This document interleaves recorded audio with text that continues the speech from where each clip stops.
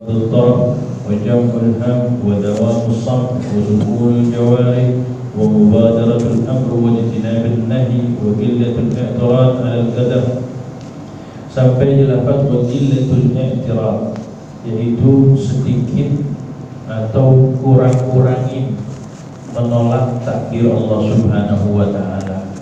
Kok hidup begini amat ya? Kok udah gini hari jodoh belum datang-datang juga ya? Kok begitu? Itu jemaah sekalian, disitulah ujian kita berprasangka baik sama Allah Subhanahu wa taala. Kita dituntut prasangka baik sama Allah. Kalau lagi keadaannya baik-baik aja, gampang. Tapi kalau keadaannya lagi sulit, gak sesuai ekspektasi kita, nah disitulah ujian kita berprasangka baik sama Allah. Ya Allah kan udah salat subuh berjamaah, ya Allah kan udah sedekah, ya Allah kan udah bakti sama orang tua, kok hidup masih nyungsep aja. Ada yang model kayak begitu jemaah sekalian. Sebenarnya yang dia kerjain itu semuanya, dari bakti orang tua, subuh berjamaah, sedekah, tinggal tunggu satu apa? Sabar aja. Tinggal nunggu sabar, dirinya dengan balasan dari Allah udah dekat. Dirinya dia udah di jalan yang benar nih. Tinggal tunggu jemput atau sabar sedikit nerima balasan dari Allah Subhanahu wa taala. Terus belum nerima balasan, dia udah ngedumel, ngedumel. Atau ngedumel ya, artinya ya kok begini ya Allah? Ani udah subuh jamaah, udah sedekah, barusan bakti orang tua, kok masih kayak begini? Kok gak keterima aneh ujian? Kok aneh masih belum lulus? Kok aneh belum dapat kerjaan juga? Aneh udah hadir pengajian di mana aja? Kok kehidupan masih kayak gini? Gak berubah-ubah. Jemaah, langkahnya udah benar. Cuma terkadang kita gak sabar, pengen petik buah duluan. Gimana kalau buah belum matang kita petik bisa dimanfaatin kan gimana? Tunggu aja, sabar. Sama halnya kayak orang belajar nuntut ilmu. Ya.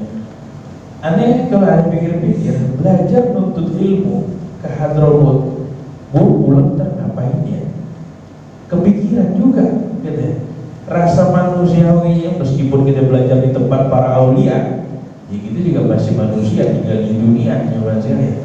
Kita belajar di Tarik, gudangnya aulia, situ tiap sore ngaji Masjid Habib Umar, ya, yang ketemu Masjid Habib Umar, kalau Habib Umar lagi di Tarik. Tapi kita pulang, pulang ngapain ya? Gue nyari duitnya gimana? Itu ada lintasan-lintasan kayak begitu. Nah bagi para talibul ilm, termasuk kita nih yang bernisbat kepada para talibul ilm, sebenarnya rezeki kehidupan dunia dengan langkah yang boleh kita kerjain saat ini, kita cuma butuh sabar doang. Butuh sabar aja. Nanti ketemu jalannya. Anda nggak tahu siapa yang bikin program sampai akhirnya ya bisa duduk kayak begini, siapa yang bisa ya berkhidmat juga di PPR. Sebab-sebabnya banyak lewat jalur orang, lewat fulan. Tapi kan siapa yang mengirimkan sebab? Ya Allah Subhanahu wa taala. Nah kita jangan mikirin itu semuanya ya Mas. Yang bukan bagian kita, jangan jadi beban pikiran kita. Itu urusan Allah Subhanahu wa taala. Anda cuma diperintah prasangka baik kepada Allah. Udah, terima aja prasangka baik. Urusan rezeki emang yang ngatur siapa? Ya Allah Subhanahu wa taala. Jangan jadi beban pikiran kita. Gimana ya? Ada orang yang dia mau nikah jemaah sekalian, belum apa-apa udah mikir kita kasih makannya gimana ya. Jadi nggak tahu orang akhirnya nikah. Gara-gara dia mikir kita kasih makannya gimana. Yang duluan kan dia, yang duluan dari dia udah banyak yang udah nikah jemaah sekalian. Siapa yang kasih makan? Dia bisa aja, cukup aja tuh. Nah maka tuh rezeki orang beda-beda. Nah di sini gillatul i'tirad, sedikit kurang-kurangin melawan takdir Allah Subhanahu wa taala, menolak takdir dari Allah. Jadi kan ini ada foto ya, Qadha ini udah ditetapin, kena nih hambanya nih, artinya kejadian, itu namanya takdir. Coba Qadha taruhlah di atas nih, kemudian udah kejadian, namanya takdir. Qadha nih kita ditetapin kumpul malam Kamis ini malam, jemaah sekalian ya, ditetapin terus malam ini kita kumpul, takdir. Ntar pulang majlis, kodoknya nggak tahu kita. Ada yang bisa ngintip pak kodoknya kita ditetapin kayak gimana? Pulang majlis, apa beli nasi goreng? Ya, ada nggak yang pulang mampir nasi goreng dulu? Coba sekalian. Ada yang ternyata tukang nasi goreng tutup, ya udah dah, gua nggak makan nasi goreng lagi. Ya, ada yang mungkin, wah pokoknya macam-macam, bannya bocor misalnya, ini kodok nih, kejadian takdir tuh. Nah kita disuruh menerima takdir dari Allah Subhanahu Wa Taala.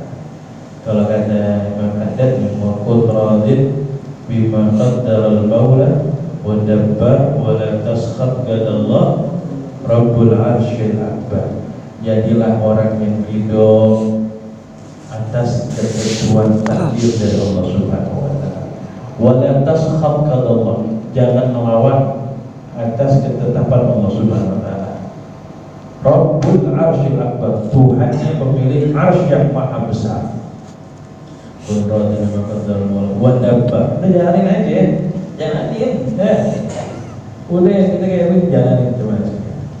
Kita disuruh husnuzon, prasangka baik sama Allah, sabar, syukur. Husnuzon, prasangka baik sama Allah, sabar, syukur. Ngadepin manusia gitu juga. Prasangka baik, sabar, syukur, sabar, syukur, sabar. Ngadepin rumah tangga, ngadepin istri, ngadepin anak, ngadepin murid, ngadepin guru, sabar, syukur, sabar, syukur. Gitu aja lah jawabannya. Jadi kalau husnuzon, prasangka baik dalam keadaan baik gampang. Yang sulit husnuzon, prasangka baik dalam keadaan buruk. Padahal kita udah baik semuanya. Ya. Maka jemaah sekalian, niqillatul i'tiraf wa dawamul dzikr, senantiasa berzikir, wa mulazamatul fikir, zikir dan fikir, berzikir dan berfikir. Kalau kita udah zikir dengan Allah, kita berfikir, nanti insya Allah yang keluar dari mulut kita baik-baik. Ada orang dia ngomong dulu baru fikir, bener kan ya? Ngomong dulu baru fikir. Yang bener gimana? Dia pikirin dulu sebelum dia bicara. Sebelum dia pikirin, dia pikirin dulu, gimana sekalian? Dia pikirin dulu, dia pikir, baru dia berpikir, baru dia beraksi atau mengucapkan. Ini makanya yang keluar dari guru-guru itu cakep. Sebelumnya dipikirin, baru dikeluarin. Kayak wafatnya Sayyidina Abu Bakar tadi. Dulu kan apa? Mufakir, pemikir, pemikiran Islam. Dalamnya dia pikirin tuh gimana? Yang kejadian dia pikirin, beliau pikirin yang lalu, jadi pelajaran sejarahnya. Kemudian dari pelajaran sejarahnya itu dia lihat keadaan sekarang. Kemudian dari keadaan sekarang dia melihat keadaan depan seperti apa, ancaman tantangannya. Tujuh mana saya lihat. Kalau kita mungkin tidak sanggup mempelajari yang lalu, kemudian membaca keadaan seperti ini dan melihat keadaan masa depan. Tantangan dakwahnya umat Islam, tantangan dakwahnya umat Islam itu agak kesulitan. Itu orang-orang pilihan. Salah satunya Al-Habib Abu Bakar Al-Adawi. Itu punya, dianugerahkan oleh Allah ilmu yang lebih dibanding hamba-hambanya yang lain. Dia bisa